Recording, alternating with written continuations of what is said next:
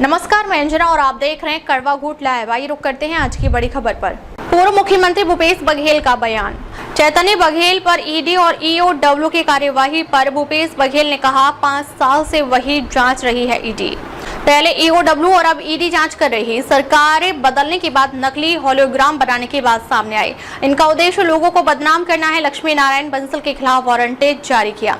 बंसल के बयान के आधार पर ईडी का बयान आया, फिर चैतन्य बघेल की गिरफ्तारी हुई। पूर्व सीएम भूपेश बघेल सीडब्ल्यूसी की विस्तारित बैठक को लेकर कहा, आजादी के बाद पहली बार बिहार के पटना में सीडब्ल्यूसी की बैठक है। बिहार में अभी चुनाव भी हैं। वोट चोरी को लेकर राहुल गांधी ने 16 दिन यात्रा किया। बिहार में होने वाली बैठक बेहद महत्वपूर्ण। पूर्व मंत्री ननकी राम कंवर के पत्र को लेकर कहा, पहले भी हम देखे हैं राज्यपाल और कलेक्टर बैठे हुए हैं, ननकी राम कंवर खड़े हुए थे। अब भाजपा में वरिष्ठ नेता की क्या स्थिति है? भाजपा नेता कांग्रेस के बारे में बड़ी टिप्पणी करते हैं। अब ननकी राम कंवर के अल्टीमेटम में क्या बयान देते हैं, देखना होगा। न्यायालयीन प्रक्रिया है, इनके पास कोई मुद्दा नहीं है ना। ये जांच कर रहे हैं 3 साल से, वैसे देखा जाए तो 5 साल से जांच चल रहे हैं और घूम फिर के वही मुद्दे हैं इनके पास।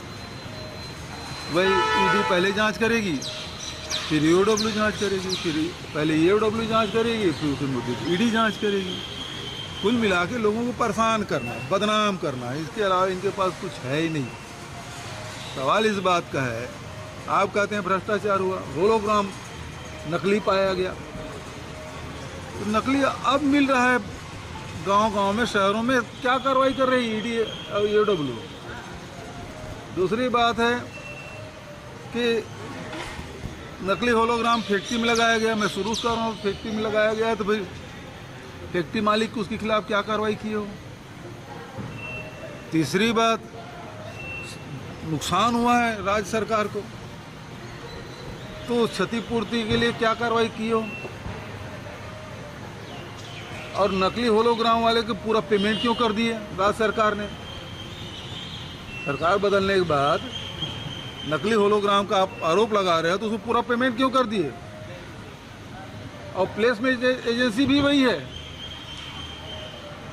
उसको और भी काम दे दिया गया, सुनाओ मैं, है ना। ये इनका उद्देश्य बदनाम करना। अब मीडिया उनके हाथ में है, तो कुछ भी बोले जाओ, कुछ भी छपवाए जाओ, लोगों को बदनाम करो। कि छत्तीसगढ़ की जनता जान चुकी है, देश की जनता जान चुकी है ना, कि ये केवल बदनाम करने के लिए। इतने चार्जशीट हुआ, अब ईओडब्ल्यू के बड़े बड़े जाबाज अधिकारी हैं। जिस न्यायालय ने उसका बेल खारिज किया चैतन्य बघेल का, उसी न्यायालय ने लक्ष्मी नारायण बंसल के खिलाफ वारंट जारी किया है ईओडब्ल्यू की डिमांड पर। और उसी बंसल के बयान के आधार पर ईडी के बयान पर चैतन्य बघेल की गिरफ्तारी हुई। अब ये बताए कि वो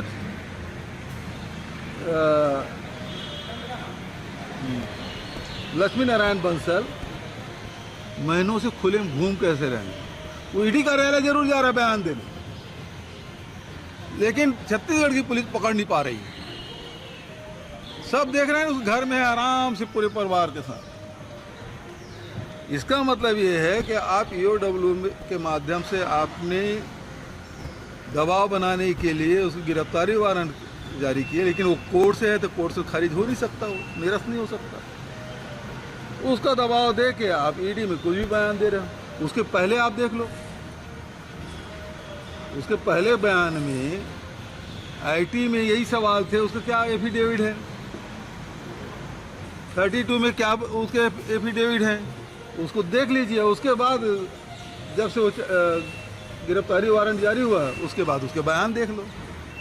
तो आप डरा धमका के कुछ भी कर रहे हो। बहुत सारी बातें अभी उजागर होगी, अभी मैं बोलना शुरू नहीं किया हूँ, है ना। ईओडब्ल्यू के अधिकारियों के, उसके कार्य करने के शैली के बहुत सारी चीज़ें हैं। क्या सर, लेकिन वक्त आने पर ही बोला जाएगा। क्या लगता है सर यहाँ पे भी? अब तक के लिए बस इतना ही, फिर मिलते हैं एक ऐसी ही बड़ी खबर के साथ। अब तक के लिए नमस्कार और देखते रहिए कड़वा घूट लाइव।